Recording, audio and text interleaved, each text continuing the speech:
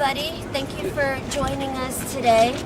It's with a lot of regret that we have all gathered out here this afternoon. We're here because on New Year's Day, early in the morning, a 15-year veteran taxi driver was assaulted on the job, and since that day, Mr. Kim remains in a coma. We're out here because we want a proper prosecution of the assailant who has put Mr. Kim in this situation. It's hard to imagine that while Brother Kim is fighting for his life, the assailant has been set free on a $10,000 bail. It's now been over 2 weeks and no case has been brought to the grand jury. Without a grand jury indictment, the felony charges do not go forward. Over 90% of criminal cases in this country are actually plea bargains. And so we're out here to send a message to the district attorney's office. We do not want this case prematurely plea bargained.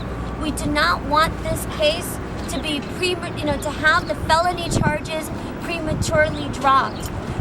We're also out here to announce the support of 3 assembly members who are standing with the Kim family today.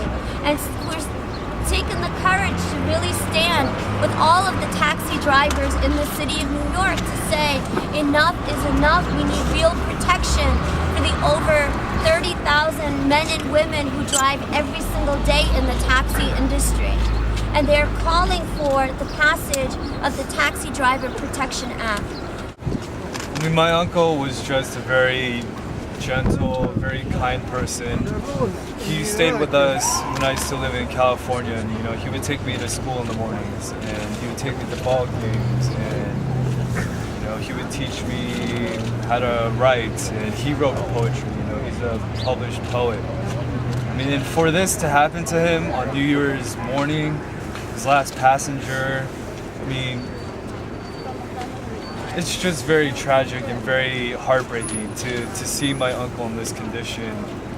I mean, he did not deserve this, and I just can't imagine another human being doing this to another human being. It's just senseless and it's brutal, and it's very, very upsetting to me.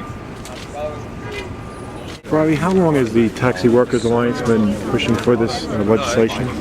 Well, in 2010 legislative session, we got as far as getting both the Senate and the Assembly actually pass it, almost anonymously, with only one objection from the Assembly.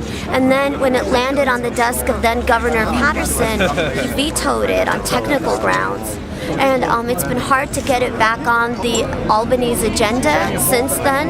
And so we really feel hopeful with the group of assembly members who've been on our side this time. It's a clear case, you're pummeled away on your head repeatedly. I mean, this was such a vicious beating. This man is lying in a coma in a hospital bed. And so what we don't want to see is a future situation. No more Mr. Kims. We lost another member to a coma a few years ago, Shajidur Rahman. We're all praying that Mr. Kim will be able to make a recovery. But we know what a painful moment, it's so difficult to see a family waiting. If you haven't, I've been around families that go through a lot of different tragedies. When you see a family waiting for a loved one to come out of a coma, that waiting is so unbearable. And on top of that, knowing while their loved one is on that hospital bed and the person who did this to them is walking around free, living their life, I think it's such insult to injury. And Bhairavi, one last question. This was Mr. Kim's last ride for the evening? That's when this occurred? That's right. He drove all night. So it was like 6:30 in the morning. He drove all night, and then this occurred. And this was New Year's Eve. Taxi drivers go out and work on New Year's Eve so the rest of New York can enjoy the holiday. And this is what this man got in return for that service.